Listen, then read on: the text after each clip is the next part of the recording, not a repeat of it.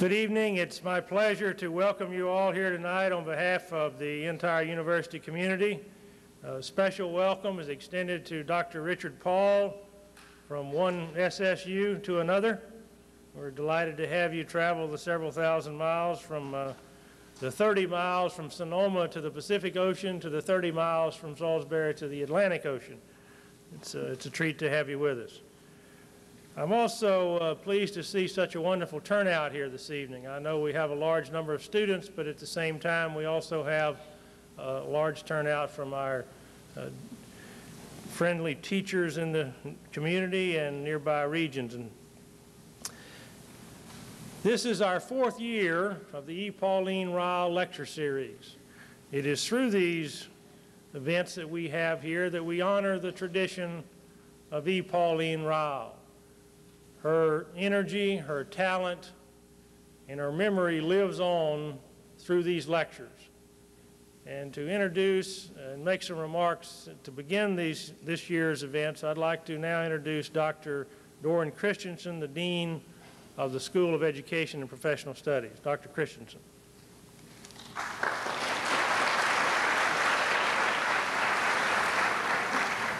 Thank you very much, and welcome to all of you.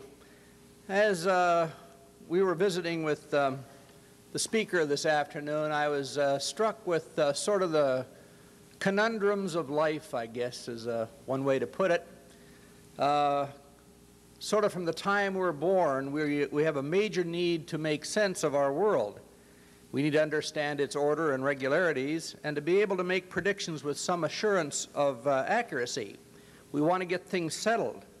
While we need to be able to cope with irregularities and incongruencies, possessing a sense of prediction plus a workable set of values assures stability and sanity. We struggle with that all our lives. But on the other hand, to be a fully educated person, to be a fully functioning adult who extracts the best from life, one must constantly critique and reevaluate one's understandings and knowings and values. This is the essence of education and maturation. While an unexamined life may be worth living, but it may not be as good as one that is examined. To avoid such is to become, as my mother puts it, to become too set in one's ways. We all know people who have established the truth for themselves early on and have never really challenged that truth through their lives. The purpose of the university is, of course, multiple, with particular emphasis, I think, on challenging and examining our beliefs and assumptions. And in the 2 years I've been here, I've been struck not only with the spirit with which that's done at this institution on a regular day-to-day basis, but how it's enhanced by special people who come in and shake us out of what might be called our intellectual stability. We are grateful to E. Pauline Riall for her generosity and wisdom in providing us with opportunities to reaffirm those things that we find essentially stable, but also to shake us out of our lethargies. I'm sure that our speaker tonight will not change that tradition in any way.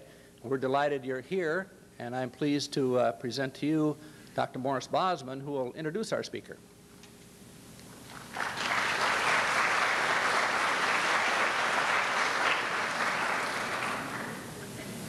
It's always a pleasure for this special event, and it's great to have so many people to share in the gift that Ms. Riall provided.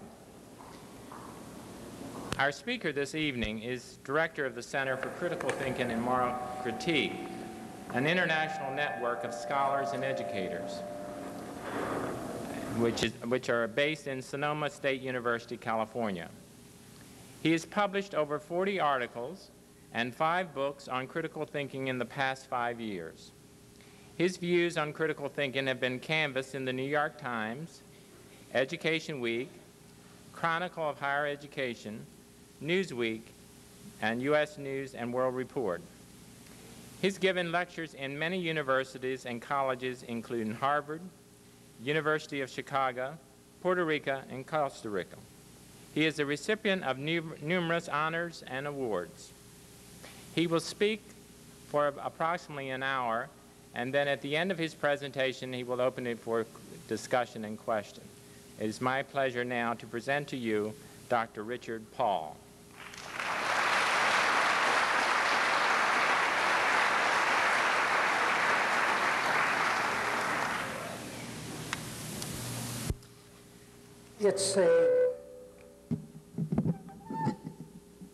I'm wired with a separate speaker, so I think I'll stand away from that particular speaker. It's a great pleasure to be here and to talk to you about a concept which is crucial to the nature of what all of us are engaged in some sense, all of our lives. And this is the concept of thinking, and more particularly, what is now called critical thinking. If you look at the history of humankind, you see certain patterns. One of the patterns that I think is most salient is this. For approximately 150,000 years, our forefathers lived as vegetarians, hunting and gathering, without agriculture, without much in the way of tools, and in a very static way. That is, the way our parents lived then was the way we lived, and the way our children lived was the way we and our parents lived, and so on it went for 150,000 years approximately.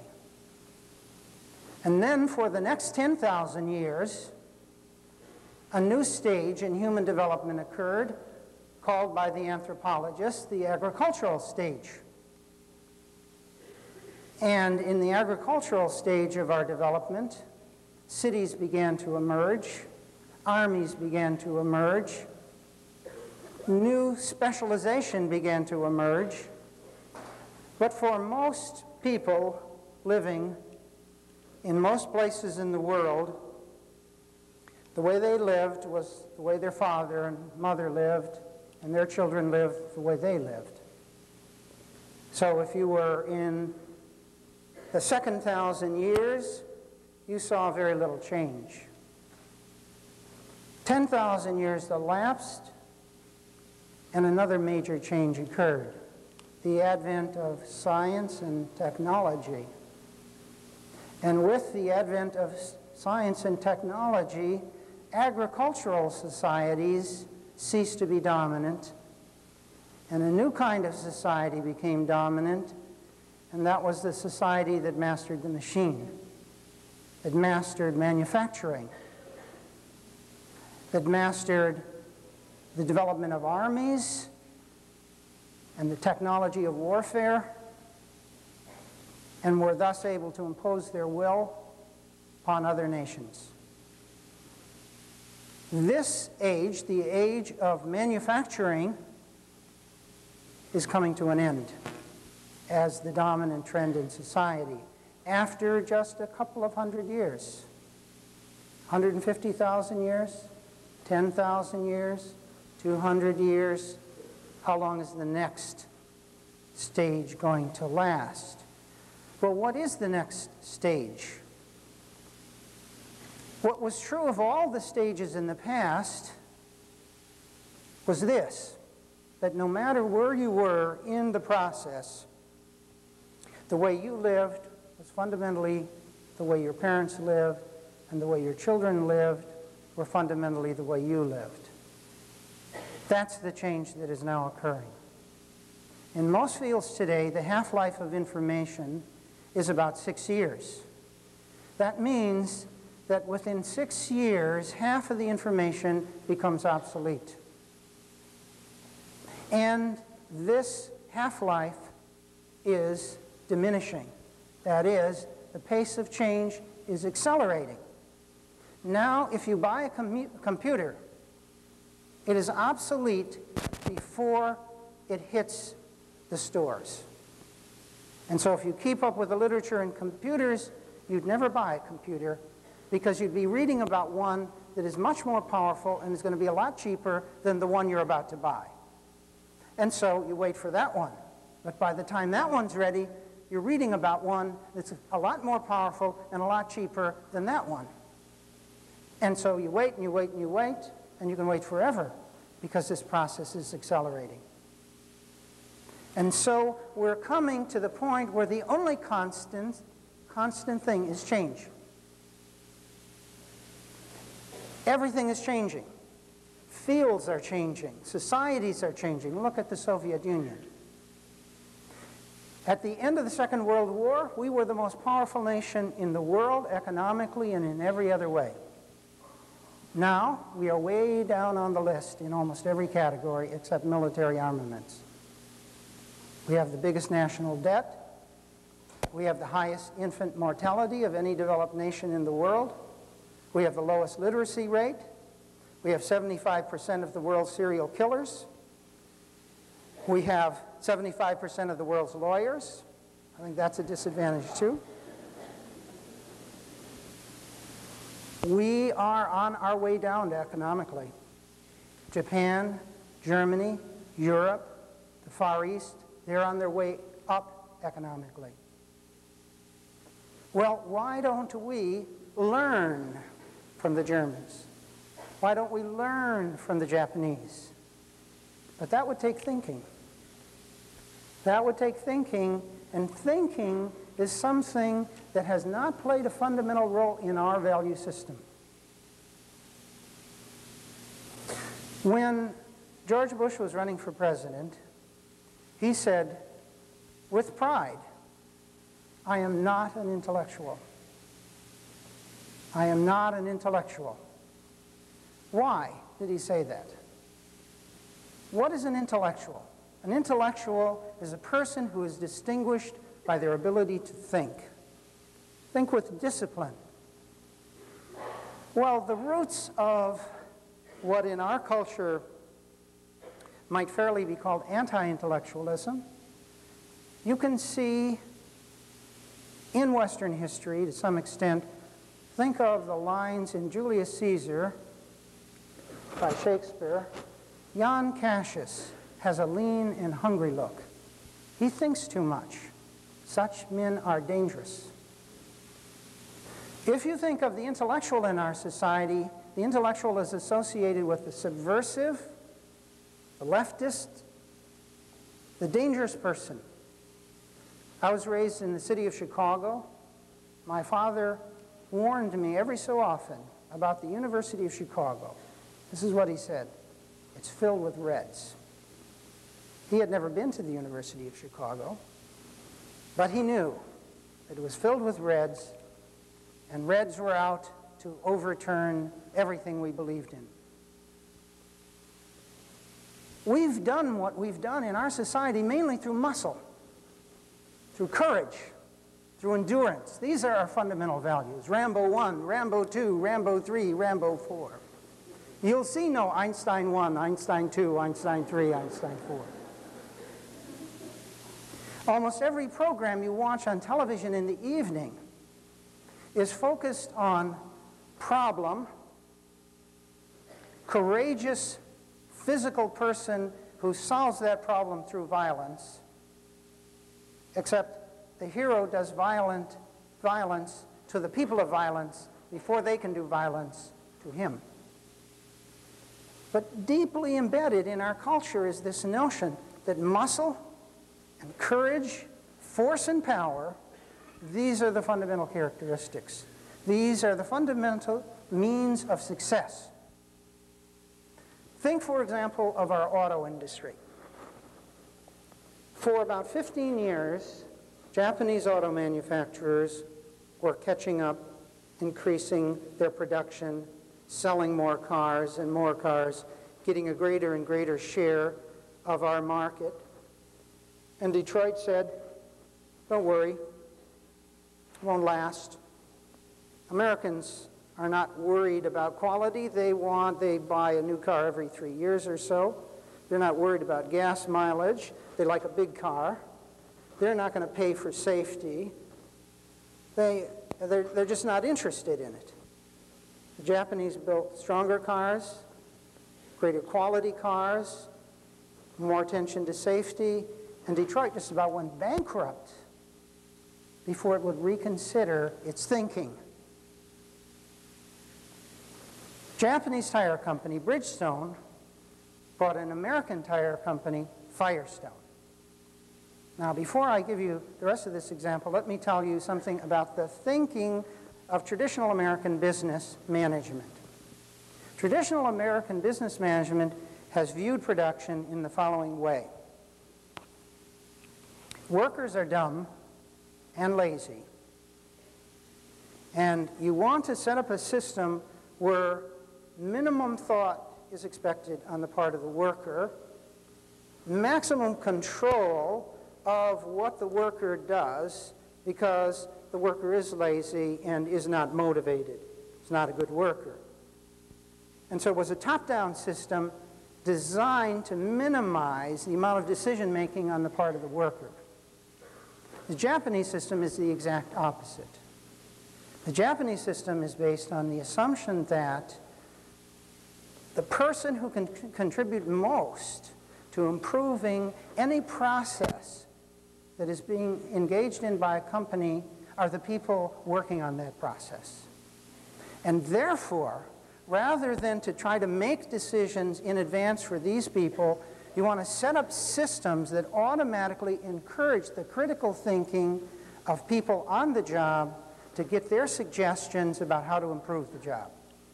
Japanese workers make 4 times as many suggestions for improving what they're working on as American workers do, and Japanese management accepts twice as many of the suggestions made as American management does.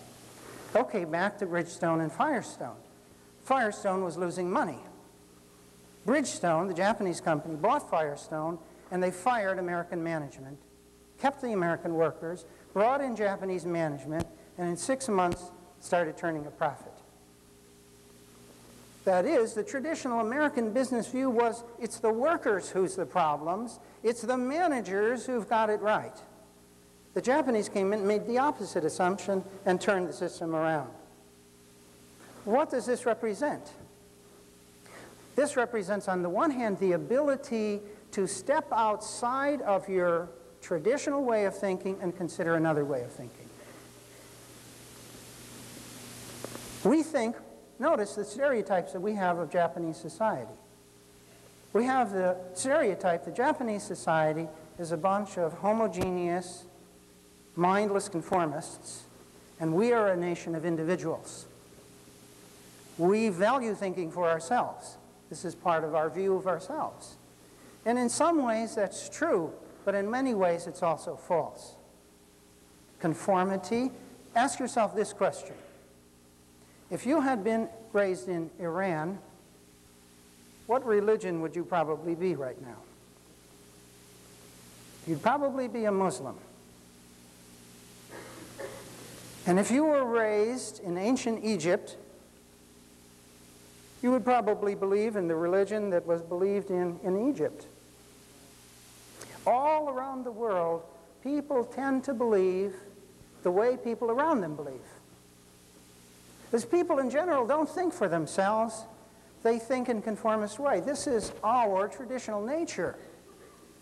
This is our traditional nature, to believe what our families believe, to believe what our peer group believes, to believe what our politicians believe. This is a problem, for example, in effecting change in our political system and improving it. Notice what Gorbachev did in the Soviet Union. 2 concepts. Glasnost, that is, opened the door for criticism and invited the Soviet people, criticize the bureaucracy, criticize the system. Let's change. Let's face our faults. Let's be ready for any new thing that we need to take on.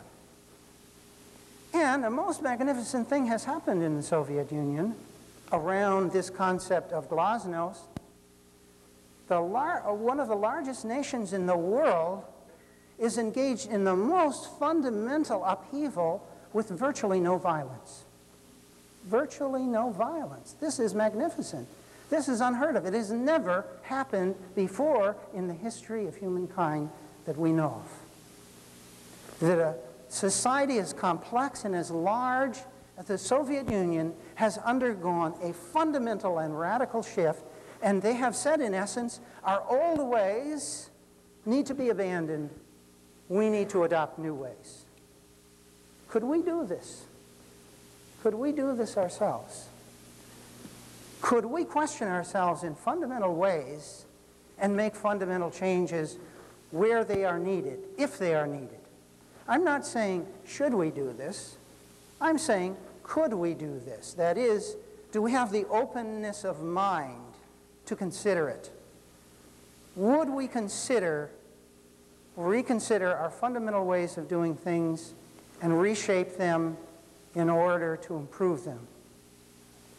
I leave the question open, but it seems to me that if we are going to stop going downward economically, and we have been going steadily downward since the end of the Second World War, and we continue to go downward, we'll need to raise some questions about what assumptions we're making.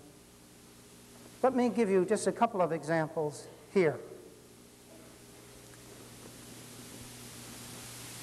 At the end of the Second World War, we came to the conclusion that the fundamental threat to our well-being was the Soviet Union and countries allied with the Soviet Union. We also made the assumption that the Soviet Union was equivalent to what Reagan later called an evil empire.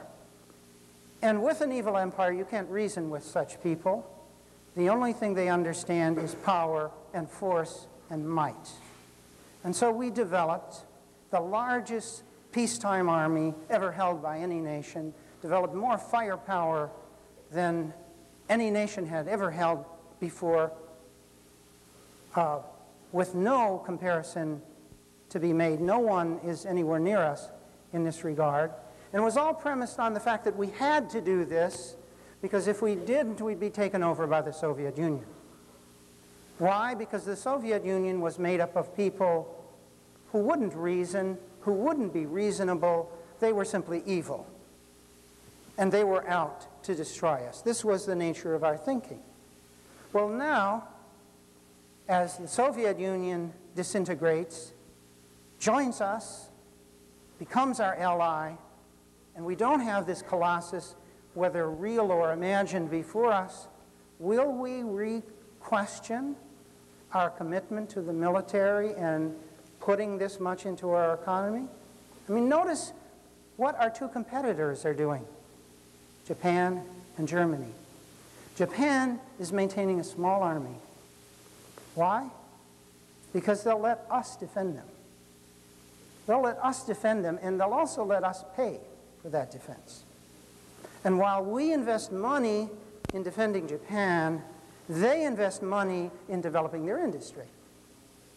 They invest money in educating their workers. They invest money in developing their bridges and their cities and their infrastructure. They invest money in themselves. We invest money in defense. And what is happening? Our bridges, our infrastructure are falling apart. Our schools are going downhill. Can we question this? Can we rethink it? Can we look at the world in a new way? I'm not saying what that new way is. I'm not even saying that the new way is right. I'm asking, can we do this? I don't know if we can do this, because I'm not sure that we have yet reached the point where we can use critical thinking to question our basic thoughts, our basic traditional way of understanding things. Now let me leave the area of the global and focus now at the level of education. What is education? We spend a lot of money on this thing we call education. What is it? First of all, there are 4 different things that should never be confused. Training, socialization, indoctrination, education. They're not the same thing. You can train and not educate. You can socialize and not educate. You can indoctrinate and not educate. Education is a certain special kind of phenomenon. So far, our emphasis has been training, on socialization, and on indoctrination, not on education. The focus of our schools has been to tool us up to play the role of a tool in a society where they needed a tool. You need a screwdriver, I'll make you into a screwdriver. We need some chisels, you two become chisels. 3 hammers needed, you 3 become hammers. And then you go out and the hammers hit, and the screwdrivers turn, and the chisels chisel. This is for a static society. Training in this narrow sense works in a static society. In a society which is dynamic, that has to keep changing, we need education. Because education produces in the individual not a particular content which they carry around with them for the rest of their lives. It produces in them the art of learning and the commitment to learning.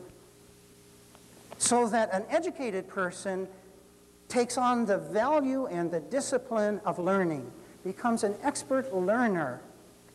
And by a learner, I mean somebody who is able to maximize the degree to which they see things as they are and not as they would like to see them.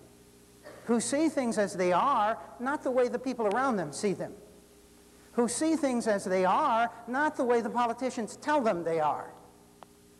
People who can think for themselves, who are not bamboozled, who are not easily manipulated, who are not easily tricked, who see through low-level political commercials, who see through the way the news is managed in order to fabricate a certain picture of the world that may or may not be true. Let me give you a basic critical thinking concept here to illustrate the point. What is the news? What is the news? The motto of the New York Times is, all the news that's fit to print. Do you believe that? That anything that's worth printing is in the New York Times? You can get truth in the New York Times. The news is like history. If you want to understand the news, understand history, and if you want to understand history, understand the news, because they have the same basic logic. What is the logic of it? It's really very simple. In the past, millions of things have happened, right? History books record some of that, most of that, or all of that. Some. How big is some? What percentage of what happened in the past is recorded in history books? 5%? 1%? 1/100th of 1%? 1,000th of 1%? Probably a millionth of 1% of what has happened is recorded in history books. Okay, if that's true, who decided what to put in and what to leave out? The historians did. And how did they know what to put in and what to leave out? How do you do that? Can you do that without making value judgments? You can't. Can you make a value judgment from no point of view? Nope. You've got to have a point of view to make a value judgment. Therefore, from whose point of view did they make those value judgments? This is what you have to know to understand the logic of history. There is no such thing as history. When you're talking about books, there are histories written by people with different points of view.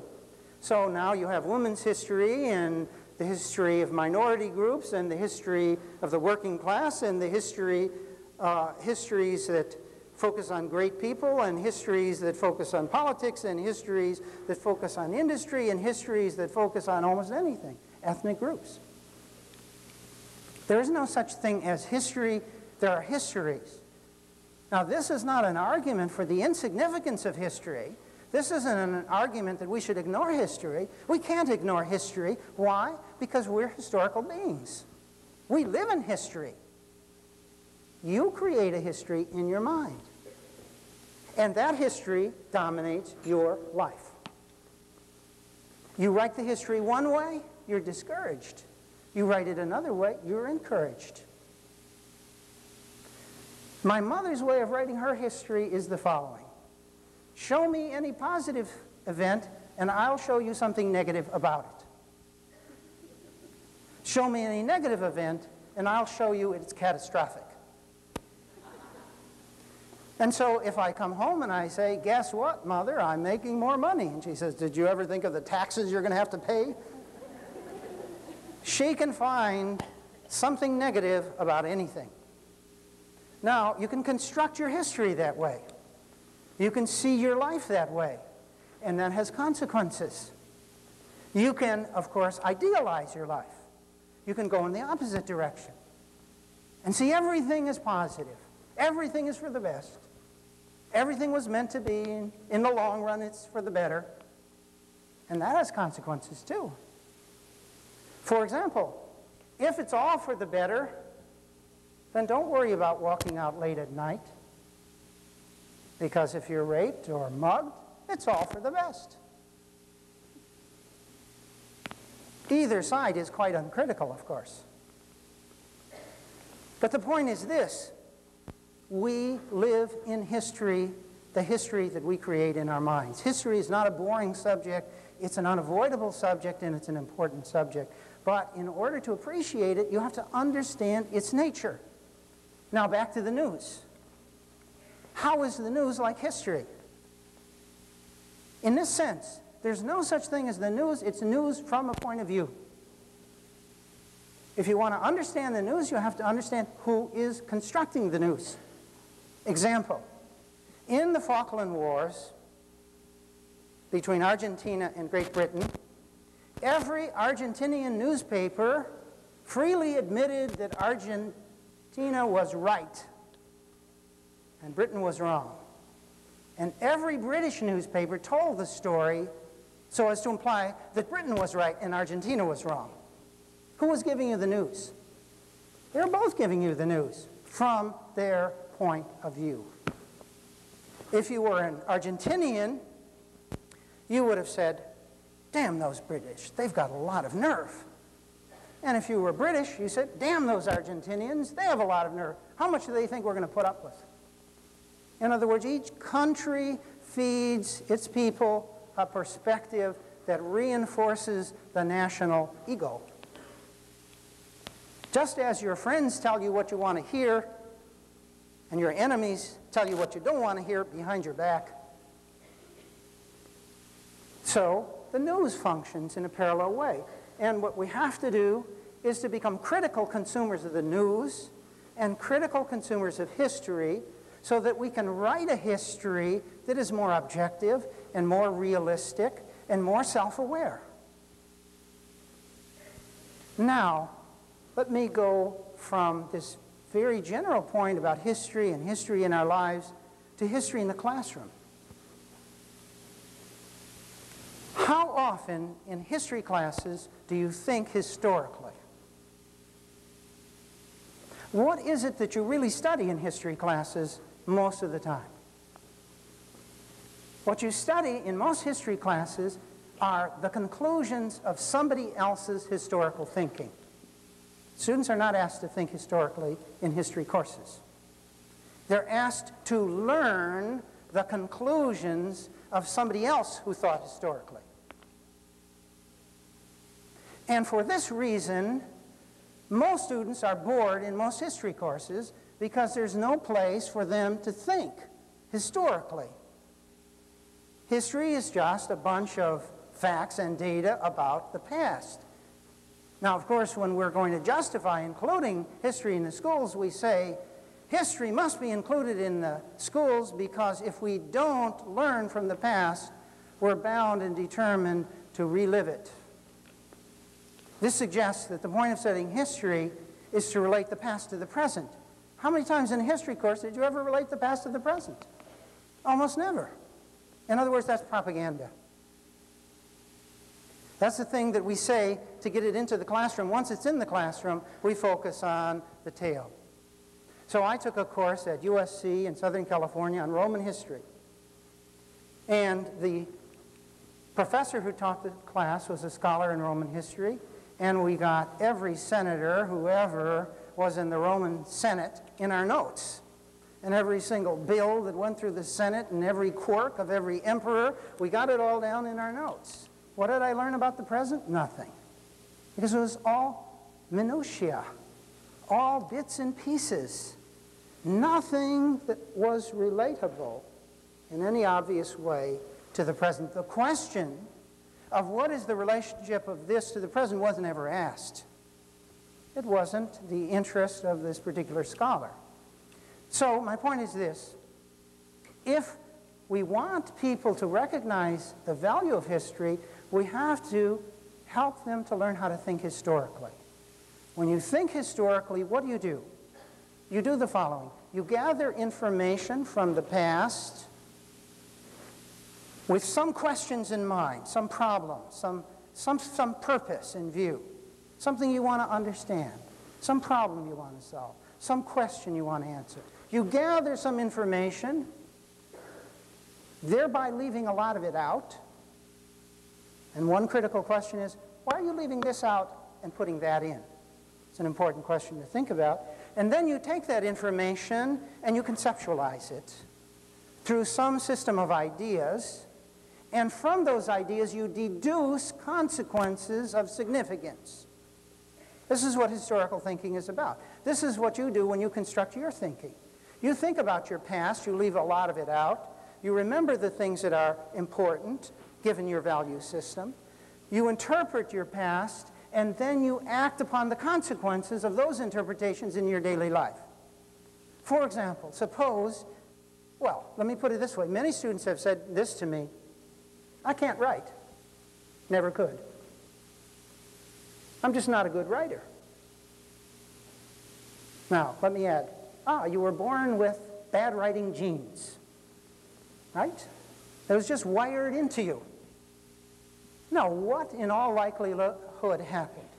The person had a bad experience in writing, formed a negative attitude toward writing, lost their motivation to write, leading to more bad experiences with writing because they're not motivated to write, leading to a lower sense of self-esteem about writing, leading to further bad writing, leading to the conclusion they can't write. Well, of course. If you have a negative experience and you develop a negative attitude and you don't practice, then you will become bad at it. It has nothing to do with your genes. There's no such thing as a bad writer. You're a bad writer, that is, there are no bad writing genes. Virtually anyone who is not severely retarded could be a good writer, a good reader, a good speaker, and a good listener. The four key modes of learning. Each of these can be mastered. They're skills. If you value them, if you practice them, if you understand them, you can master them. You can master them. And is it worthwhile to master reading, writing, speaking, and listening? They're of unbelievable usefulness in everyday life. The library is filled with books. Insights stacked to the ceiling. But there's only one way you can get those insights. You've got to know how to read. And most students do not know how to read. Why? Because reading is a form of thinking. There is no such thing as reading without thinking. Reading involves thinking. Furthermore, it involves disciplined thinking. Now, let me step back from that and give you a little theory about critical thinking, but in the context of an analogy. And here's the analogy. The mind is like the body. The mind is like the body. What do I mean by that? Well, the ancient Romans had a saying, mens sano in corpore sano, a sound mind in a sound body. That was their ideal. A sound mind in a sound body. And they had the Olympics for the body, and they had their schools for the mind. And there were many Greeks who developed very disciplined minds, who were excellent thinkers. Doesn't mean they knew everything, but they did some very good thinking, some very disciplined thinking. We believe in discipline for the body, we do not accept it for the mind. If you told your neighbor you were going to get up at 6 in the morning to be physically fit, they would admire you. If you told them you were going to get up at 6 in the morning to practice your critical thinking, they would think you were out of your mind.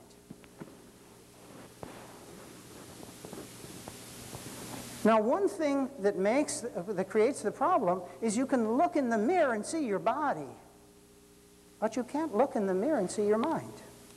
If you could, you would be very surprised at what you saw, because you would see, in all probability, the most out-of-condition, undisciplined mess than you could possibly imagine. That is, we don't discipline our minds. We don't discipline our minds. We don't even understand what that would be to discipline their minds. So let me tell you, let me give you a picture of what it means to discipline your mind. And I am suggesting in this picture that this is what education is all about. And I'm suggesting that this is probably the most important thing you could learn. Whether you know it or not, you live in your mind. Your happiness, your tragedies, most of them are right here. I had a student, 21-year-old woman, wonderful dancer, very bright, had a good job, wonderful future. She committed suicide because of the way she thought. It wasn't her objective circumstances. She had everything to live for and nothing to die for. But that doesn't stop the mind. As Milton said in Paradise Lost, the mind is its own place, and in itself can make a hell of heaven and a heaven of hell. The mind processes reality, and through that processing of reality inflicts pain upon itself. For example, humiliation. Were you ever humiliated? You did it. Nobody humiliated you. You humiliated yourself. That is, you looked at the situation in a way so as to feel bad at yourself. Suppose somebody mocks you. You could feel sorry for them, that they have so little self-control and so little confidence in themselves that they feel the need to mock you. You could have pity on them. You could be amused by them. You could laugh at them. Or you could be humiliated.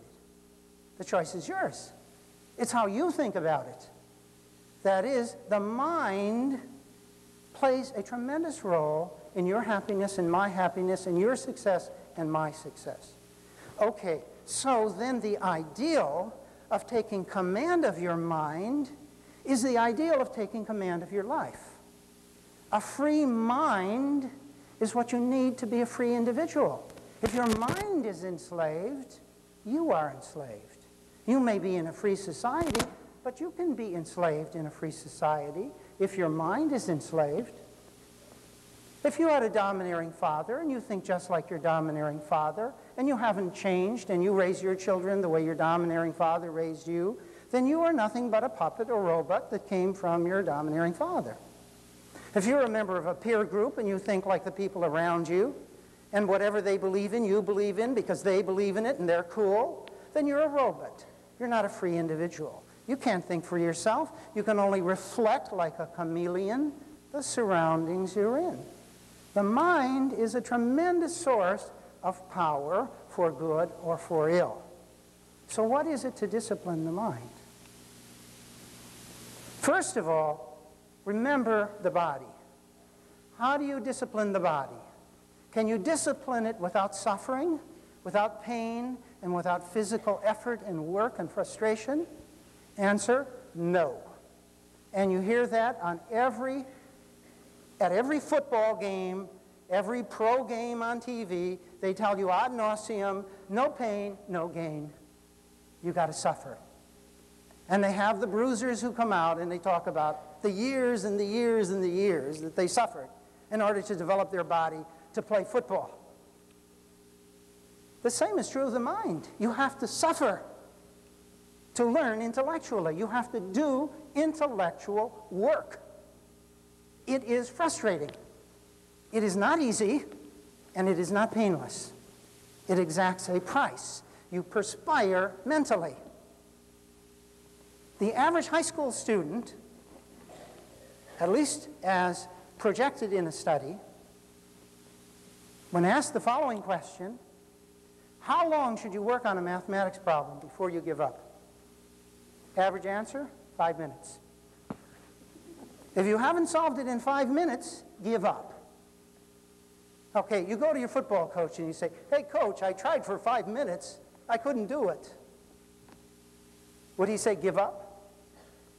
No, he'd say, 5 minutes, that's nothing. You got to work weeks, months, years. Get out there. Work, run, exercise. Okay, what about the mind?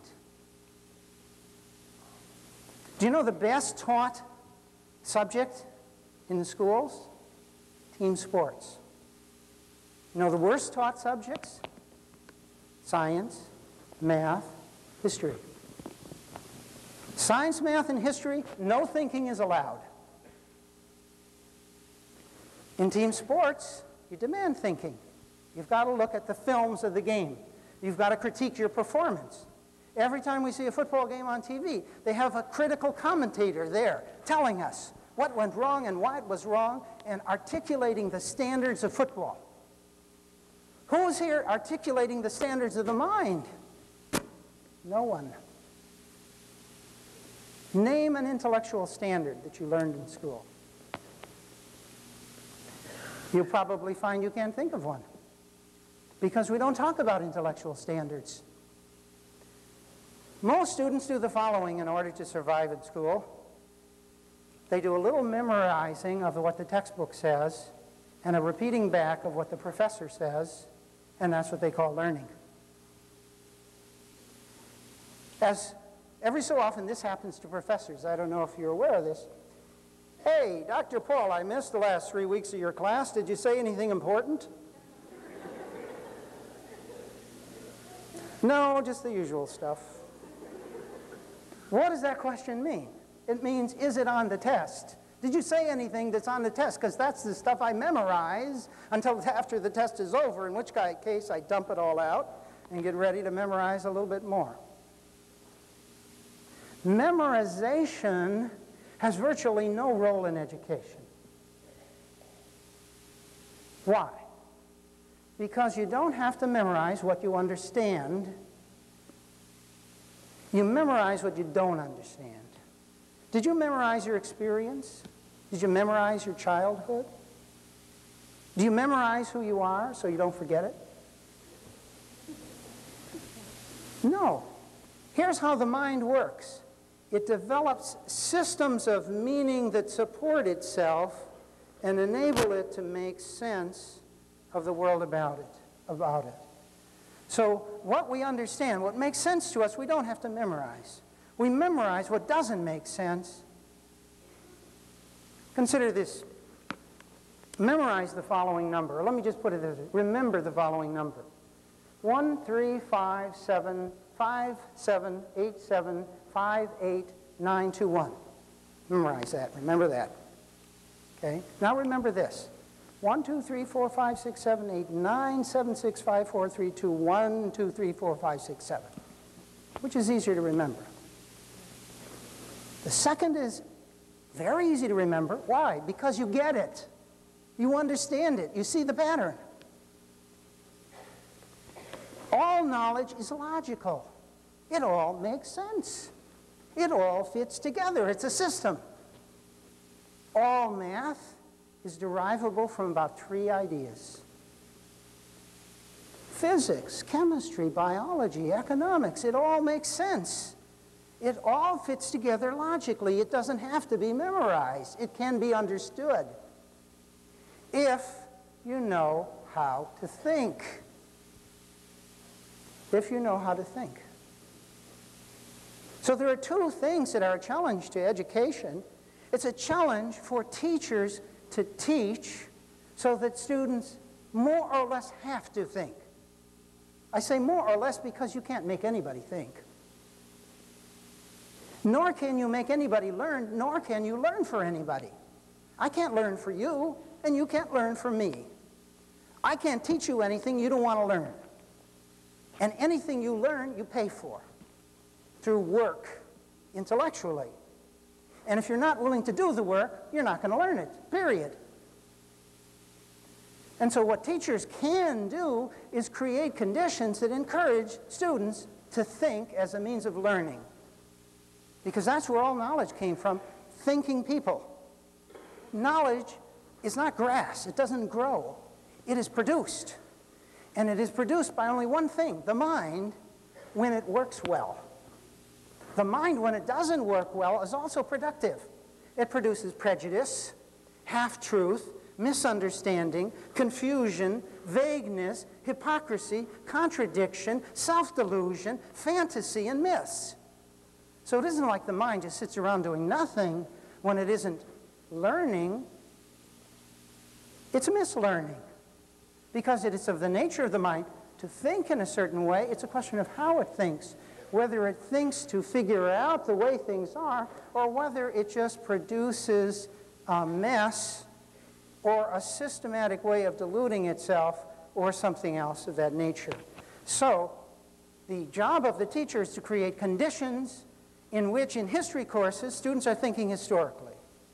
In science classes, where students are thinking scientifically. And by the way, what is it to think scientifically? What is it that scientists do? They form hypotheses, they design experiments, they conduct experiments, and they utilize the theory in the field in order to think scientifically about scientific problems. Did you, in any science class, ever form a scientific hypothesis? I was never asked to do it. And I never conducted a single experiment. But you say, what about lab? Yeah, well, what is lab? Demonstration, that's what it is. It's not an experiment. In an experiment, you don't know the results in advance. If you know the results in advance, it's not an experiment. It's a demonstration. Students in science classes are sitting around memorizing science. Alan Schoenfeld at the University of California at Berkeley took his senior math majors. Berkeley is one of the most prestigious countries in the world, and math is a prestigious subject.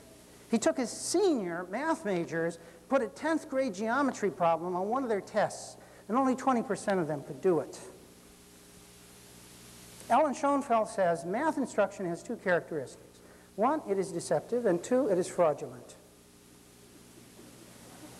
That is, here's what math instruction successfully does. It teaches math hatred.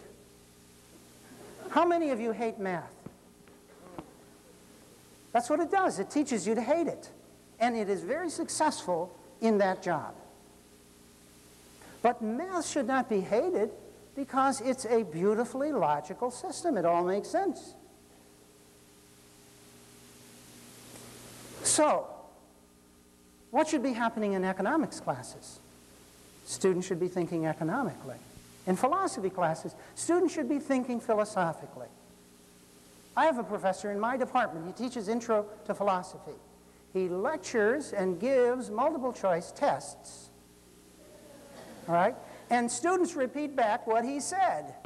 His course should be called Introduction to the Memorization of Information About Philosophy.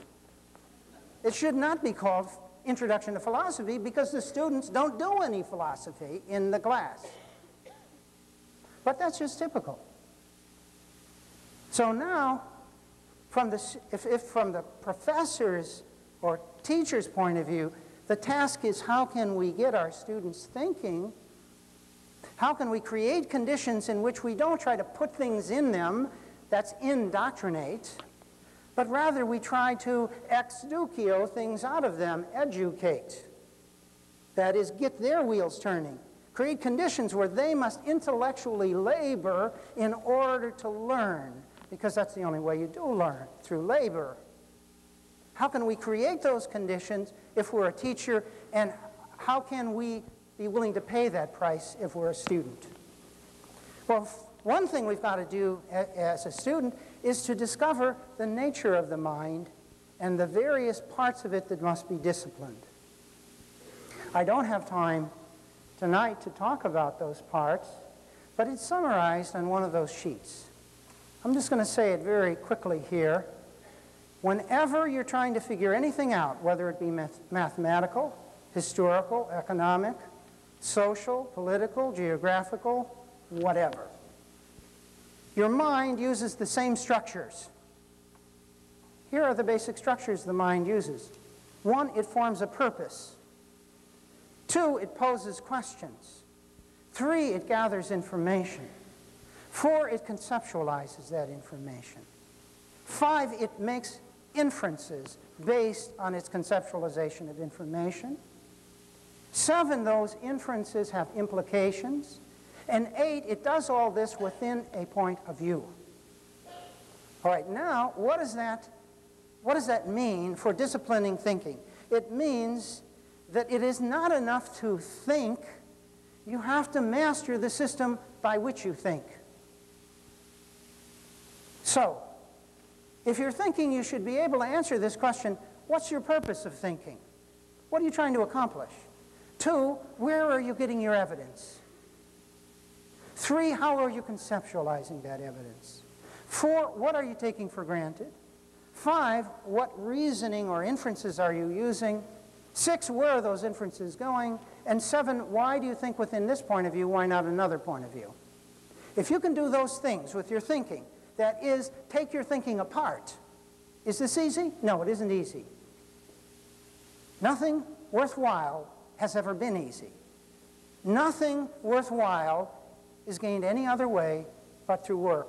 To discipline the mind, to understand the mind, to master the structures of thinking requires that you, the student, develop standards, intellectual standards, impose those standards on your thinking, hold your thinking to high standards of clarity, precision, accuracy, logicalness, consistency, depth, breadth, and fairness. Basic intellectual standards that are found in all disciplines of the mind. You start to adopt those standards and you start to hold your thinking to those standards.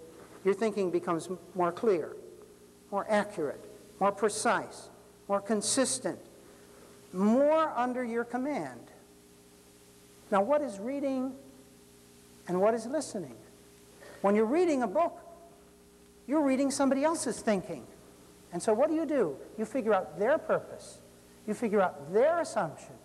You figure out where they're getting their evidence. You figure out their ideas. You figure out their inferences. You figure out the implications of those inferences, and you figure out their point of view. That's reading.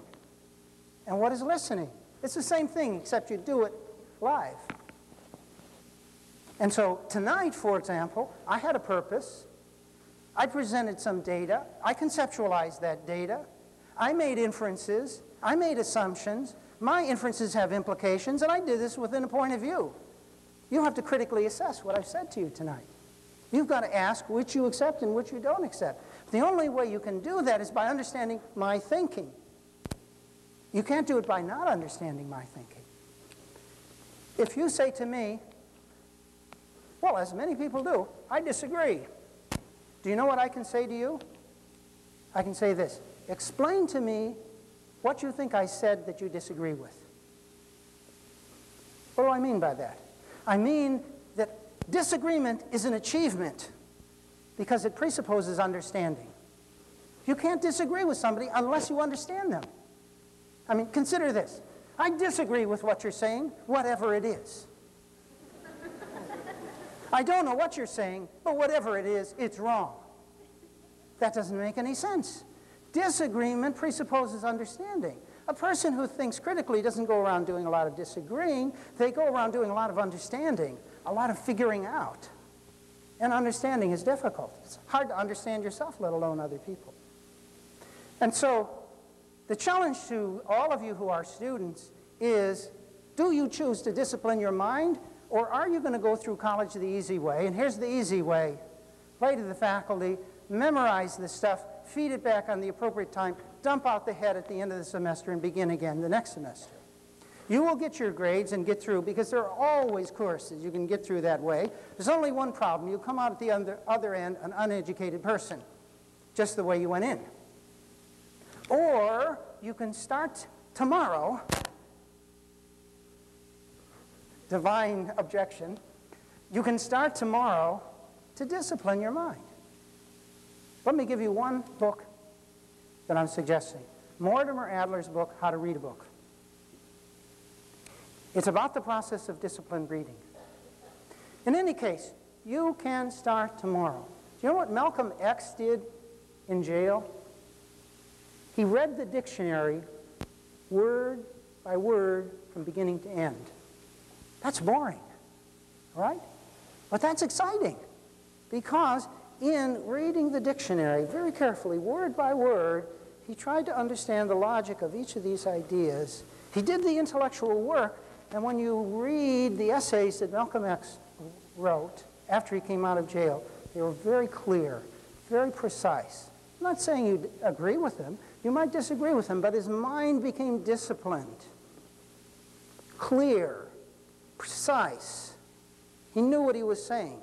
He said what he meant, and he meant what he said. This is a great achievement. We can discipline our minds, but it takes work. Every one of your professors, if you're a student, would value you more as a student if you began to raise your hand and pursue more vigorously the logic of the subject. You serve your interest, you serve society's interest, you make the world a better place if you discipline your mind. If you do not accept this challenge, you simply go along in the way that we traditionally have. You do not serve your interest, you do not serve the interest of the country, you do not serve the interest of humankind, but it's easier. The choice is ours to get educated, pay the price, take the easy road, and live as people mainly have lived, unfree, uninsightfully, routine lives, with a direction that is embedded in it, but a direction over which the person has little control. Thank you very much.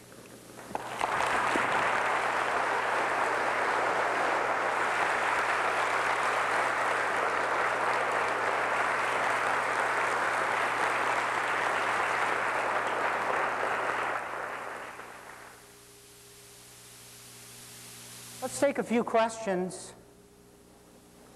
Objections are fair.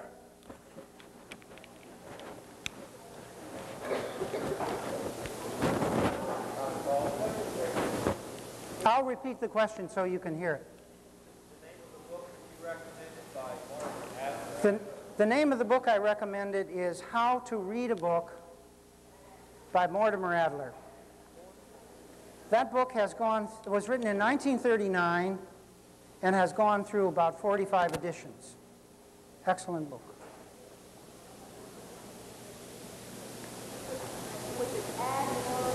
Adler, A-D-L-E-R.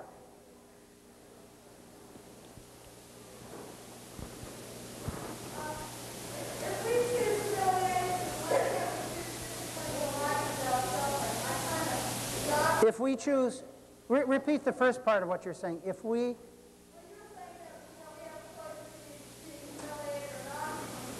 right.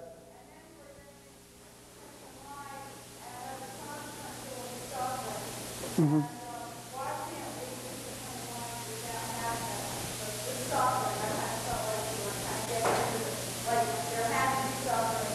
Okay, the question is, let me sort of put your question in slightly different words and tell me if I've got it.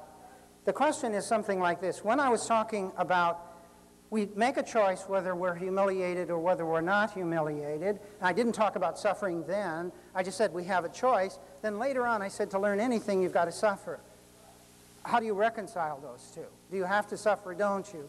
Well, I would say, though I said you make a choice whether to be humiliated, That's a theoretical choice that you could make if you had the discipline to make it. But to reach the stage where you really can make it, you do have to suffer. That is, you have to do the work that breaks down your old habits of mind and replaces them with new habits of mind.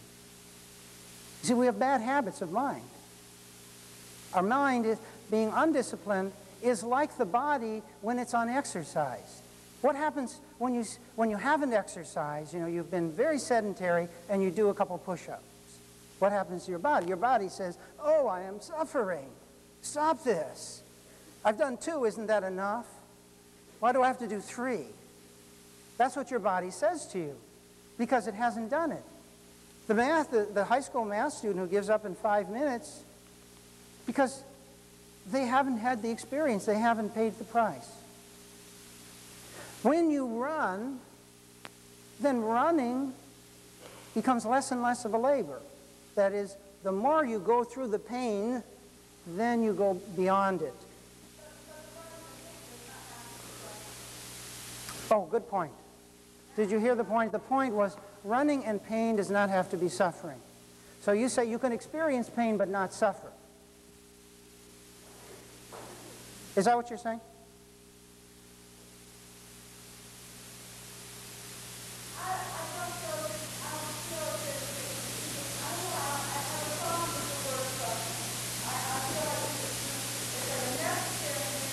Okay, drop the word suffering. Drop the word suffering and just accept the word pain. I'll be happy with that.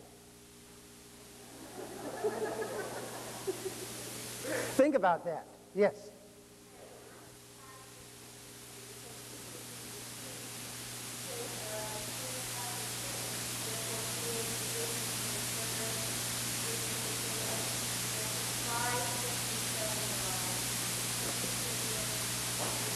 What can you do with 5, 6, and 7-year-olds? Well, first of all, you're lucky to be teaching 5, 6, and 7-year-olds because they haven't learned yet that they're not supposed to think. They're still thinking. They're still thinking, and they're doing this when you ask a question. They say, call on me, call on me. When they get to 9th grade, they're like this. Right? So you're lucky. Now, you can throw almost any question to a 5, 6, or 7-year-old, and they will try to figure it out. You can ask them, what is the mind? What is personality? Why are some people our enemy? What is love? And they will try to answer the question. And often what they say is quite sensible. So, however, let me put it this way, they can only answer within the limitations of their experience. And so what you do is you pose the very same kinds of questions that you would pose at any other level, but you pose them in such a way that the child can relate it to his experience. Suppose you took Billy Goat Gruff, that story, and you said, okay, you went through the story and you said, well, you notice that the first 2 billy goats tricked the troll into thinking he was going to get a meal. That is, they were lying to him. And the end result was he was killed. Is that justified? Do you think the billy goats were justified in tricking the troll? Because now, you know, and some of them will be on one side and some of them will be on the other side. And you can ask them to cite the evidence in the story for why they say what they're saying. And they will cite the evidence. You can teach them what it is to make an assumption. And they will understand it. They don't know that they're not supposed to understand the ideas of critical thinking. They'll learn them without knowing they're not supposed to understand it. That is, young children are ready to think, even more ready than older students are. What you need to do is to give them an opportunity to think, ask them questions that they can figure out, and then be a good referee of the process. Help them to work on it, and just raise questions by saying things like this. Well, that puzzles me. That's an interesting thing to say. You say the troll deserved it. Well, maybe he did. Why do you think he deserved it? And they'll come up with an answer. Then you say, Jack, do you agree with what Jill said? No, I don't agree. Well, what do you think? And then he says something. And then you say, okay, well, do you agree with him now or do you disagree with him? You still disagree with him. Well, tell the rest of us why you disagree with him. And you keep going like this. Encouraging thinking.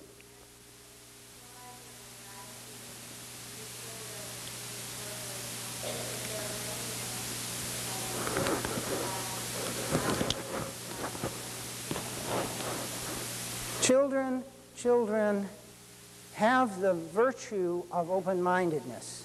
They have not yet learned to be cynical. They have not yet learned to give up. And they have not settled down on a point of view. It's a wonderful age to teach at. I have a book at the K through 3 level you may want to look at.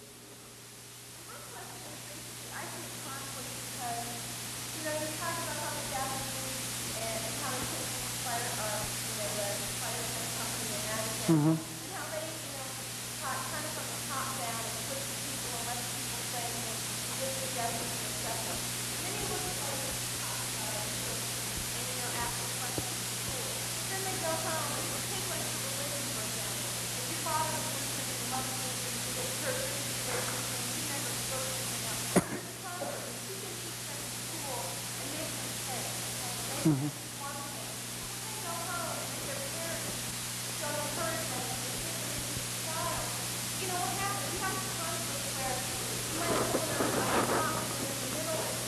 Okay. The comment is that there is a conflict which children are in, because if you're encouraging them to think in the classroom, they may be experiencing discouragement to think in the playground, at home, and in other places in their life. That's true. That's true, but you are not being encouraged to think. Your peer group does not expect you to think. Your peer group expects you to conform. We're all surrounded by people who expect us to conform. We're all in that same conflict. Let me add one further thing. The first thing that you learn as a critical thinker is when to keep your mouth shut. That's the first thing you learn. You learn that you can get in trouble by stating what you believe to be true, and you don't state it to anybody. You make sure that the conditions are safe. And that's, by the way, what we have to create in the classroom, safe conditions for children to say what they think without being penalized for what they think. When we create conditions in the classroom, I was citing earlier my experience in my Shakespeare classroom when I was an undergraduate. Turned in my first paper, I got back, you reason well for your point of view. I disagree, C-. Okay, that professor was saying to me, think like I, the professor, think, then you'll get a high grade. I got A's on the rest of my papers in my Shakespeare course, because I realized that in that course, I was not allowed to think for myself. I was expected to think like the professor. So I did, and in fact, I learned a lot, because the professor wasn't dumb. He had some insights, and I learned some of his insights by learning to think like he thought. So it wasn't a waste of time. Sometimes it's worthwhile if you know what you're doing, if you know you're learning somebody else's thinking. I took a sociology course, and in the course, on the exam time, I answered all my questions in the following way, according to the lectures, and then I wrote my answers. I did that for every question, for every test through the semester. At the end of the semester, the professor called me aside, and he said, why do you always do this?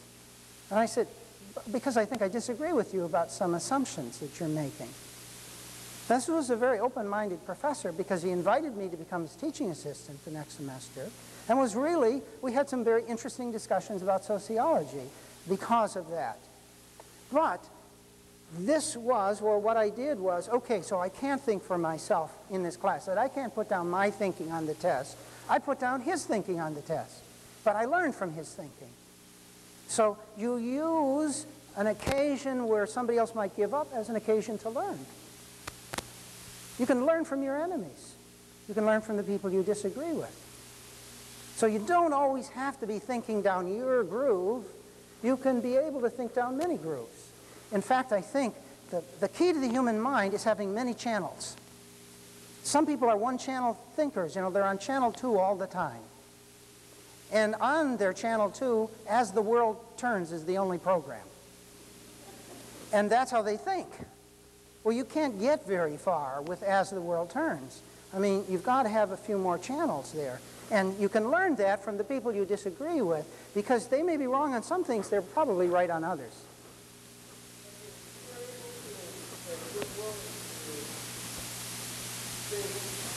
Whatever, being like you're saying, whatever the person demands or the situation demands.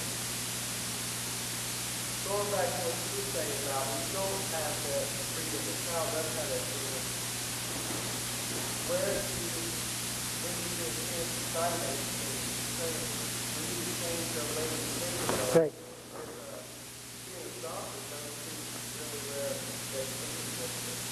I hear this gentleman raising what might be called the chicken and egg question.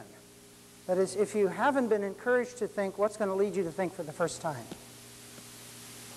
See, what's going to lead you to break out of that cycle? Well, all of you are here, and I'm throwing out some ideas trying to encourage you to break out of that cycle.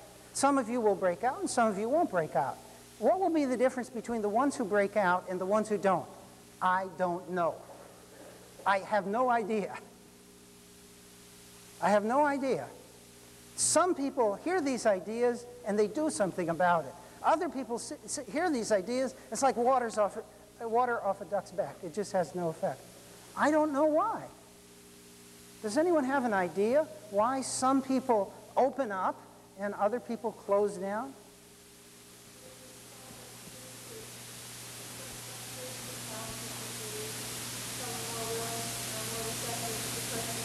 But why? Why? Why are some people willing to question and other people not willing to question? Pardon? Greater tolerance for pain? Possibly so. Possibly so. Yeah, you want to follow up?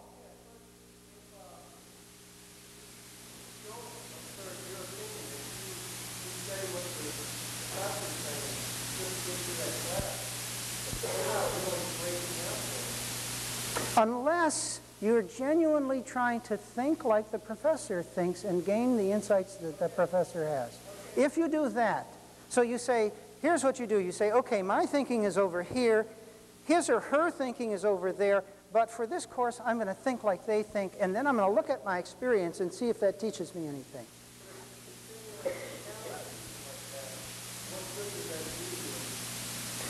It actually does you a lot of good. You see, most students, though they repeat back what the teacher says on the exam, they don't think like the professor. You see, that takes discipline. In other words, to pay this much attention to a professor that you learn to think like they think, that's not easy. What's easy is take down a few key sentences and repeat them back and add a little bit of filler. That's easy.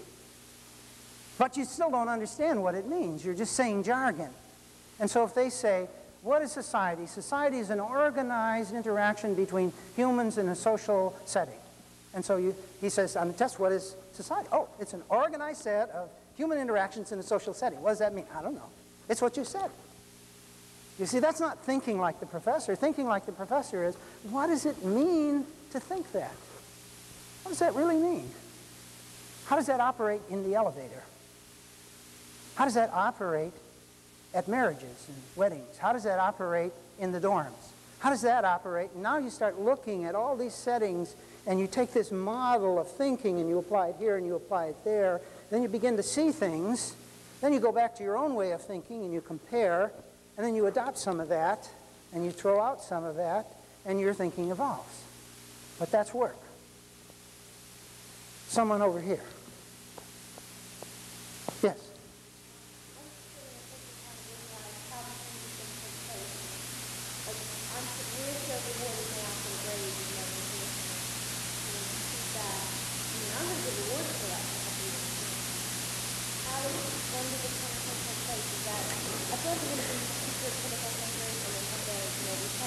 Okay, when does the reward begin to come as you start to think for yourself?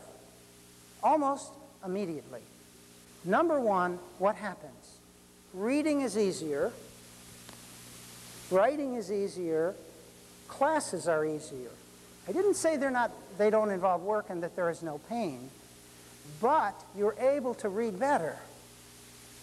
What happened to me as I started to develop myself as a critical thinker as a college student, first of all, I started taking more classes and I started scoring higher and higher on the exams. Why? Because I was figuring out the logic of the book, the logic of the professor. And it became easier and easier. Do you see what I mean? Your thoughts become clearer. You understand yourself better. You understand your relationship to your peer group a little better. I have students who come in and say to me, Richard, it's working. I'm losing all my friends. And I tell my students who say that,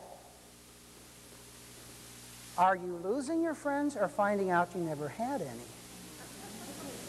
Because I think that one of the things we do is deceive ourselves into thinking that people are our friends who are really only our friends as long as we keep stroking their ego. And as soon as we stop stroking their ego, they're not our friend anymore. That's not a friend.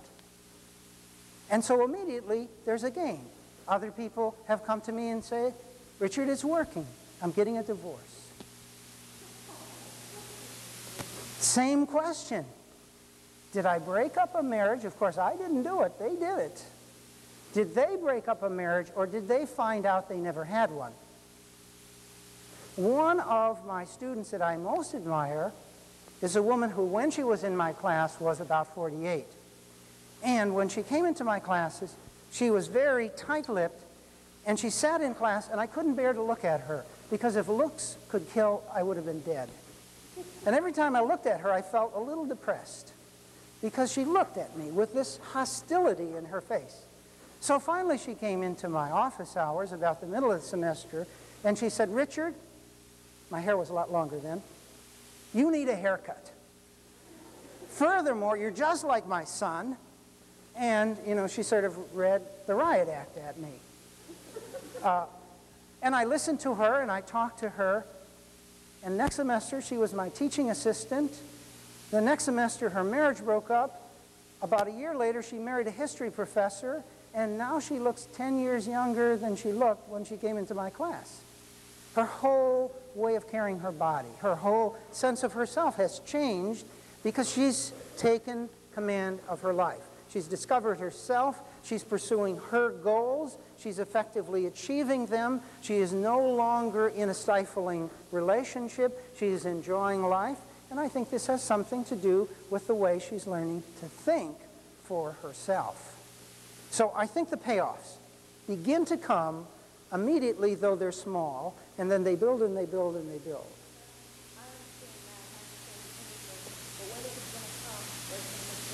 In grades.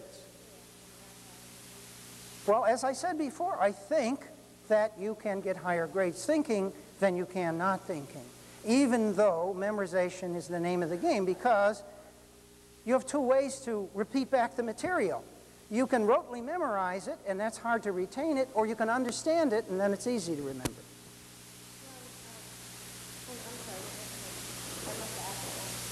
I understand that very well. I'm saying, when are more than grades going to be? I mean, when are professors going to start teaching and rewarding critical thinking? What? Say that again. Slowly, very slowly.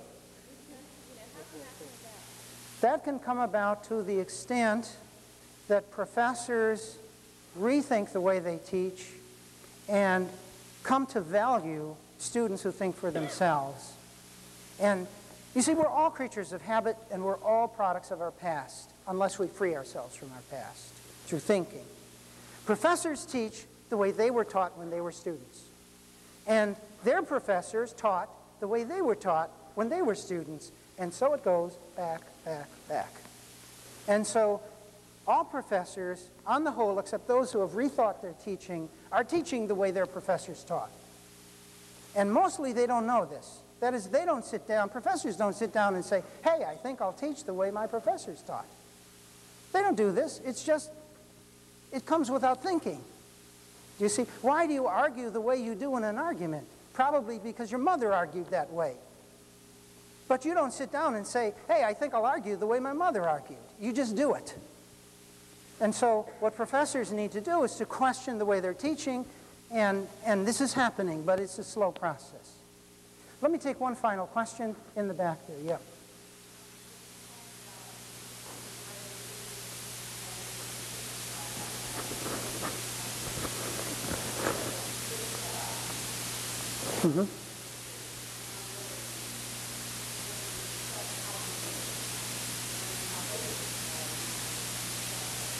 One of the best ways to figure out how you really think is to understand well, in contrast, how and why somebody thinks differently. For example, if you want to be a good conservative, understand liberal thinking. If you want to be a good leftist, understand the right. If you want to be a good atheist, understand Christians. If you want to be a good Christian, understand atheists.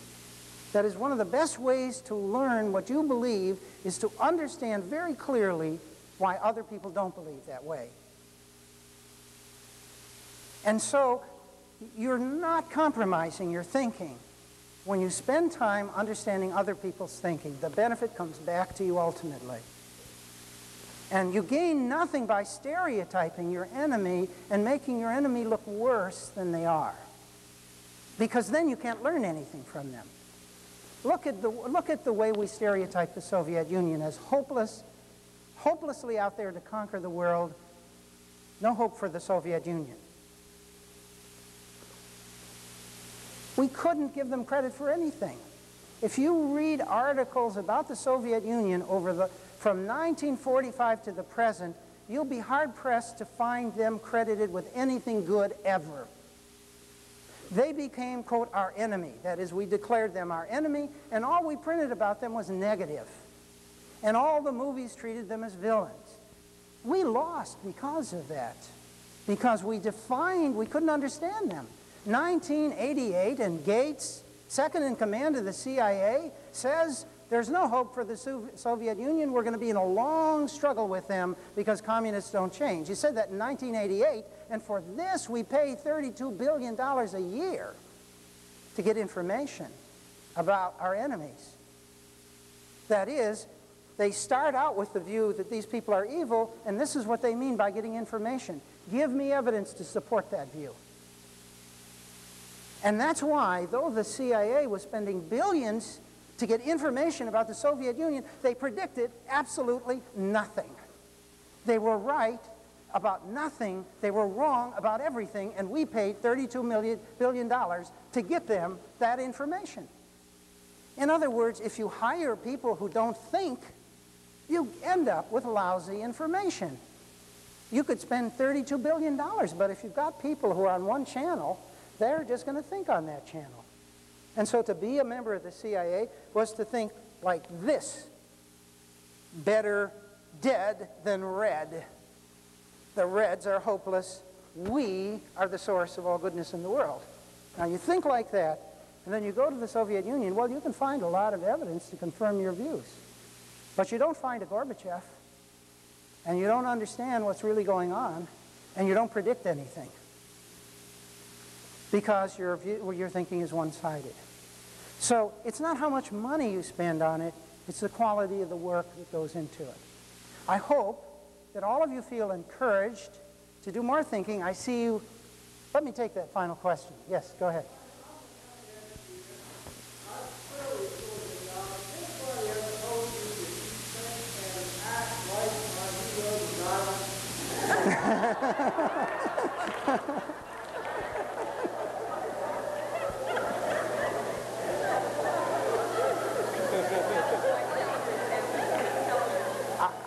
I think that I am going to not answer that question. Thank you very much.